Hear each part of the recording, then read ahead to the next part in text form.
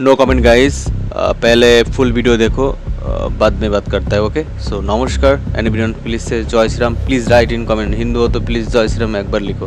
तो major Gaurav Arya sir, all get goes to him, so please subscribe to YouTube channel. तो let's start and guys please subscribe my YouTube channel. Sanatan भाई को जरूर subscribe. जमीन कम पड़ जाएगी भागने के लिए, लेकिन तुम्हें चुन चुन के ठोकेंगे। ट्राई सर्विसेज को ऑपरेशन हुआ है, ये पहली बार हुआ 1971 के बाद। चुन चुन के इंडियन एयरफोर्स ने ठोका है। इस बार भारत ने पार कर दिया इंटरनेशनल बॉर्डर, सामने कहर मचा दिया। शहर के शहर में आग लग रही है वहां पे। साम दाम दंड भेद चारों तरफ से कटाई मची है बॉस। जब पाकिस्तान का विभाजन होता है, वो विभाजन कैसे होता है? पिछली बार बांग्लादेश बनाया था, इस बार बलूचिस्तान बनाएंगे।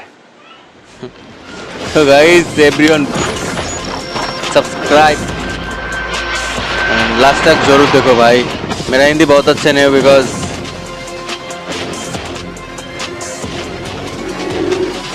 बहुत सारी रिक्वेस्ट है। चाणक्य जय दोस्तों, मैं हूं मेजर गौरव आर्य और आप देख रहे हैं चाणक्य डायलॉग। आज का टीसीडी है ऑपरेशन सिंदूर के नाम। कई लोग थे जो शक कर रहे थे हमला होगा कि नहीं होगा, पाकिस्तान को क्या उसी की भाषा में जवाब दिया जाएगा कि नहीं। कुछ लोग ये कह रहे थे कि राफेल के नीचे नींबू और मिर्ची टांग दी, इससे क्या होगा। वो मिर्ची कहां लगी है, वो नींबू किसकी आंखों में निचोड़ा गया है, आज आपको पता लग गया होगा। दोस्तों, आज का एपिसोड ऑपरेशन सिंदूर के नाम। चलिए मैं आपको कुछ भयानक टाइप की डिटेल्स बताता हूं। दोस्तों, एक प्रेस ब्रीफिंग होती है जिसमें फॉरेन सेक्रेटरी विक्रम मिस्री पहले अपनी डिटेल्स देते हैं ऑपरेशंस के बारे में, फिर कर्नल सोफिया कुरैशी, ये हैं कर्नल सोफिया कुरैशी, और विंग कमांडर व्योमिका सिंह, ये पूरी की पूरी डिटेल देती हैं। और डिटेल में कहती हैं कि सिर्फ पहलगाम नहीं, 26/11, अक्षरधाम मंदिर, पार्लियामेंट अटैक, चुन चुन के बदला लेंगे, चुन चुन के, जिसने यह करा है। और यही प्रधानमंत्री मोदी का वादा भी था, तुम कहीं भी छुपो बेटा, तुम कहीं भी छुपो, कोई बिल में छुपो। और मुझे तो ऐसा लगता है कि अगर ये विदेश भी चला गया, उसको वहां से भी ढूंढ निकालेंगे। कहां भागेगा, जमीन कम पड़ जाएगी भागने के लिए, लेकिन तुम्हें चुन चुन के ठोकेंगे। The strikes, which lasted from 1:05 to 1:30 a.m. on 7th May, were carried out jointly by the Indian Army, Navy and Air Force under code name Operation Sindoor। दोस्तों, अभी तक आपने सिर्फ इसमें भूमिका इंडियन एयरफोर्स की ही सुनी है कि हमारे जहाज गए और ये 8, 10, 15 जितने भी टारगेट थे, मैं पूरी डिटेल बताऊंगा आपको, कौन कौन से टारगेट कहां कहां थे, किसको मारा, क्या करा। वीडियोस आप सुबह से देख रहे हैं, सुबह से देख रहे हैं आप वीडियो। लेकिन दोस्तों, एक बात मैं आपको बताऊं, अभी तक इस ऑपरेशन के बारे में मैं बड़ी जिम्मेदारी से कह रहा हूं कि हमें 10% भी नहीं पता। We don't know 10% of what has happened. यह सरकार धीरे धीरे आपको बताएगी। अब देखिए, छोटी सी बात है, आपने बोला कि साहब इंडियन आर्मी ने भी करा, नेवी ने भी करा, एयरफोर्स ने भी करा। मैं पूछना चाहता हूं कि एयरफोर्स ने करा, यह तो हमें पता लग गया, इंडियन नेवी ने क्या करा, इंडियन आर्मी ने क्या करा।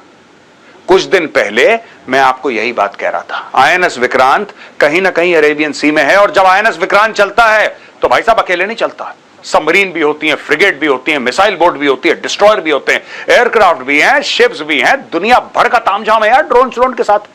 ऐसी मजाक है। अब बाद में पता लगेगा इस्तेमाल हुआ कि नहीं हुआ। मुझे तो ऐसा शक है कि कहीं ऐसा ना हो कि विक्रांत से जहाज उड़े और ठोक दिया। यह भी हो सकता है, मैं ये नहीं कह रहा है हुआ है, मैं कह रहा हूं पॉसिबल है, क्योंकि ये कह रहे हैं आर्मी, नेवी और एयरफोर्स तीनों इन्वॉल्व थे इस ऑपरेशन में। ट्राई सर्विसेज को ऑपरेशन हुआ है, ये पहली बार हुआ 1971 के बाद। अब मैं और आपको डिटेल्स बताऊंगा। दोस्तों, कर्नल सोफिया कुरैशी कहती हैं, the operation Sindoor targets included Markaz Taiba Muridke in Pakistan, where Ajmal Kasab, जहां पे अजमल कसाब जो 26/11 का मेन टेररिस्ट था, one of the terrorist behind Mumbai attacks that left 166 people dead in 2008, and David Headley, ये जो जेल में पड़ा है अमेरिका के, the mastermind of the attacks took training. जहां पे डेविड हेडली ने ट्रेनिंग ली, जहां पे अजमल कसाब ने ट्रेनिंग ली, उसका नाम है मरकज तैयबा मुरीद के। मिट्टी में मिला दिया, मिट्टी में मिला दिया। वो जो बिल्डिंग थी जहां पे ये लोग ट्रेनिंग ले रहे थे कि भारत में भारतवासियों की किस तरीके से हत्या करेंगे, आज वहां पे कुछ नहीं है, सिर्फ मलबा है और जेसीबी से लाशें उठाई जा रही हैं। दोस्तों, जेसीबी से बड़े एम्बुलेंस कब पड़ गई वहां पे, एम्बुलेंस कम पड़ गई है। चुन चुन के ठोका है, चुन चुन के इंडियन एयरफोर्स ने ठोका है। इसमें फौज का किरदार है, यानी कि इंडियन आर्मी का क्या किरदार है और इंडियन नेवी ने क्या काम करा है, यह हमें धीरे धीरे पता लगेगा। जैसे मैंने आपको बोला, हमें अभी 10% नहीं पता इस मामले में, 10% नहीं पता जो मीडिया दिखा रहा है। अब तो परतें खुलेंगी जैसे प्याज की परतें होती हैं, धीरे धीरे खुलेंगी। दोस्तों, सरकारी ब्रीफिंग में हमें यह पता लगा कि ये 21 टारगेट हैं, ये कैंप्स हैं। एक एक करके मैं आपको बताता हूं। सवाई नाला, सैयदना बिलाल, मस्कर ए अक्सा, चेलाबंदी, अब्दुल्ला बिन मसूद, दुलाई, गड़ी हबीबुल्ला, बदरासी, बालाकोट, ओगी, बोई, सेंसा, गुलपुर, कोटली, बराली, टुंगी, बरनाला, महमूना जोया, सरजल, मुरीद के और बहावलपुर। ये पॉइंट 20 और पॉइंट 21 बहुत जरूरी है भाई साहब, ये देखना जरा, इनकी स्टोरी अलग से सुनाऊंगा मैं। ये देखिए साहब, ये आप देख सकते हैं, ये लाइन ऑफ कंट्रोल है। ये जो पिंक लाइन है ये डिनोट करती है line of control. This is PoJK, Pakistan occupied Jammu और कश्मीर, जो पीओके भी हम बोलते हैं, पीओजेके भी बोलते हैं। ये सारे के सारे कैंप्स आप देख रहे हैं यहां पे। ये देखिए साहब, ये पूरा इलाका, ये तो पीओके में है। लेकिन भाई साहब, ये लाहौर के बगल में क्या है? ये सारे कैंप्स कौन से हैं जो रेड डॉट्स है? ये क्या हो गया दोस्तों?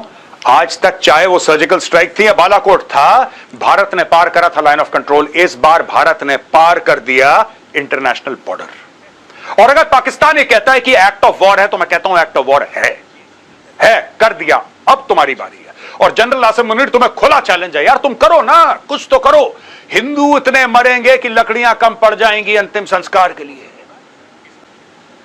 बाबरी मस्जिद की पहली ईंट एक आम सिपाही रखेगा और पहला आजान देगा आसिम मुनीर सिपा सालार। क्यों? इतने न्यूक्लियर बम मारेंगे कि पुष्ट दर पुष्ट भारत की मिट्टी में कुछ नहीं उगेगा। अब कुछ करने का वक्त है। डायलॉग तुमने मार लिया आसिम मुनीर, तुम्हारे मंत्री संतरी ने डायलॉग मार लिया। अब तुम्हारे हाथ में है, तुम्हें रिस्पॉन्ड करना है। और मैं आज भगवान से प्रार्थना करता हूं कि आसिम मुनीर हमारे मिलिट्री टारगेट्स पर हमला करें। ये मैं भगवान से प्रार्थना करता हूं, मिलिट्री टारगेट्स ओनली। आप मिलिट्री टारगेट्स में हमला करो। आप हमारे डैम में, बगलियार ने पानी रोका, बुरा लगा, बम मारो। किशन गंगा प्रोजेक्ट भी पानी रोकने वाला है, नीलम झेलम सूखने वाला है, बम मारो। एक मिसाइल मारो, पाव किलो के बम मारो। मैं ऐसा क्यों कह रहा हूं? मैं पाकिस्तान को क्यों कह रहा हूं कि तुम हमें अटैक करो? दोस्तों, मैं इसलिए पाकिस्तान को कह रहा हूं अटैक करो, क्योंकि जब पाकिस्तान अटैक करेगा तो फिर भारत को पूरा का पूरा एक एक्सक्यूज मिल जाएगा पाकिस्तान का कीमा बनाने का। आपने ट्वीट देखा? ट्वीट में साफ साफ भारत ने क्या बोला है? भारत ने बोला है कि जो हमने रिस्पॉन्ड करा पहलगाम के टेरर एक्ट के खिलाफ, जो हमने रिस्पॉन्स करा पाकिस्तान से, वो नॉन एस्केलेटरी था। यानी कि हम नहीं चाहते एस्केलेशन हो, हमने सिर्फ टेररिस्ट को चुन चुन के मारा है और हमने मिलिट्री टारगेट्स नहीं लिए। यह भारत ने बोला है।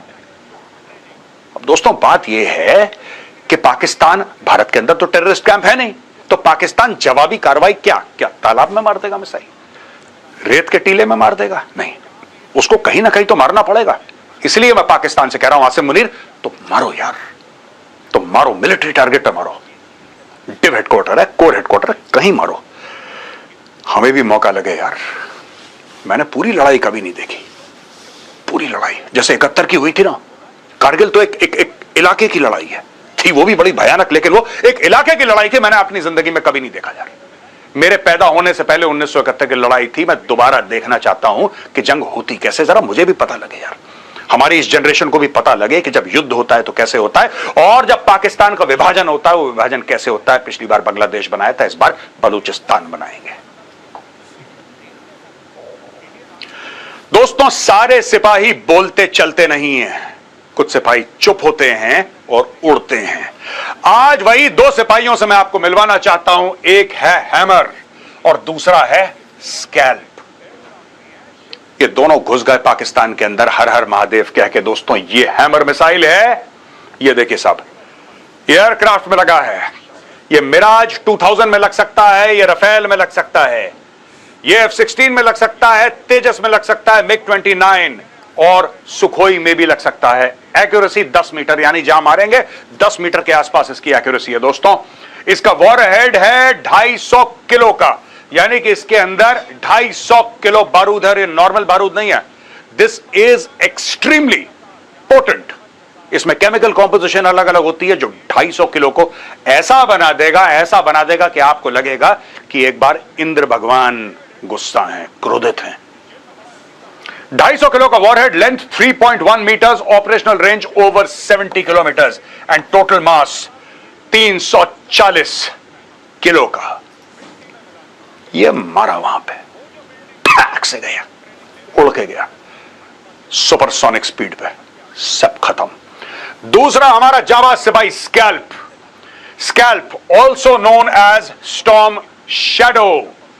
ये देखिए साहब, इसके अंदर ट्रांसपोर्ट है। मिराज 2000 में लगता है, राफेल में लगता है। आपको क्या लगता है कि कौन से जहाज में लगा होगा? ऑब्वियसली राफेल पूरे के पूरे एक्शन में थे। इसकी हाइट है 480 मिलीमीटर, विंग स्पैन 3 मीटर है, ऑपरेशनल रेंज 550 किलोमीटर, 550 किलोमीटर का इसका रेंज है। स्कैल्प का मैक्सिमम स्पीड आप ये देखिए, मैक 0.95, यानी कि almost the speed of sound. आप इसको मैक 1 मान सकते हैं। इसका टोटल जो वेट है वो 1300 किलो का है और 450 किलो का वॉरहेड है। लेंथ है 5.1 मीटर्स। दोस्तों आप खुद सोचिए कि जब 450 किलो का हाई एक्सप्लोसिव वॉरहेड लेके ये उड़ा होगा ध्वनि की स्पीड से और घुस गया होगा हाफिज सईद की बिल्डिंग में, तो क्या वहां पे कहर मचा होगा और क्या तूफान आया होगा वहां पे। अरे मर गए, भागो, मर गए, क्या हो गया। एक जमाने में लोग यार सर्जिकल स्ट्राइक हुई, ये तो सर्जिकल स्ट्राइक है, ये तो झूठ बोल रहे हैं। फौज पे प्रेशर डाला है, तुम झूठ बोलो, मोदी को चुनाव जीतना है? बालाकोट, कुछ नहीं हुआ बालाकोट में, कुछ कौवे मरे हैं, कुछ पेड़ गिर गए, झूठ बोल रहा है, चुनाव जीतना है मोदी को। आज की तारीख में दोस्तों हमने तो क्या ही प्रूफ देना था, पूरा पाकिस्तान सबूत दे रहा है, पूरा पाकिस्तान सबूत दे रहा है। और यही ट्वीट मैंने करा था दोस्तों कुछ दिन पहले। मैंने बोला था construct of India's retaliation punitive. Number 1 punitive. क्या मतलब है प्यूनिटिव का? प्यूनिटिव का यह मतलब है कि पाकिस्तान को पता लगना चाहिए कि कौन से जुर्म की उसको सजा मिल रही है। डिस्प्रोपोर्शनेट, जितना पाकिस्तान ने करा है उससे कहीं ज्यादा उसको सजा मिलनी चाहिए और विजिबल दिखना चाहिए। ये सीक्रेट में ना हो, सर्जिकल स्ट्राइक ठा बालाकोट बुम कट, किसी ने देखा नहीं, बीच जंगल नहीं, ये तो बीचों बीच शहर में ठोका इनको जाके। आज की तारीख में वही पाकिस्तानी जो बालाकोट और सर्जिकल स्ट्राइक के लिए कह रहे थे कि नहीं साहब ये तो इंडिया ने झूठ बोल दिया, आज वो भी नहीं कह पा रहे, वो खुद प्रूफ दे रहे हैं, कह रहे हैं साहब मेरे सामने बम फूटा, कैसे मान लें झूठ बोल। Thank you so much for watching this video guys and की बोलबो नो कमेंट गाइज एंड देखते हैं क्या होता है। मेरा हिंदी बहुत अच्छा नहीं because I am from Bangladesh, so बहुत सारा प्यार from Bangladesh. So guys Hindu हो तो प्लीज़ ज़रूर एक बार बोलिए जय Shri Ram, please I am requesting please. And শান্তি চাই, পৃথিবীর সকল মানুষ ভালো থাকুক, সুস্থ থাকুক, ঈশ্বরের কাছে এটাই প্রার্থনা করি। এইটা বলার ছাড়া আমার আর কোনো উপায় নাই। তো নমস্তে গাইজ, নমস্কার, সবাই ভালো থাকো, খুশি থাকো, লাভ ইউ বস, বাই।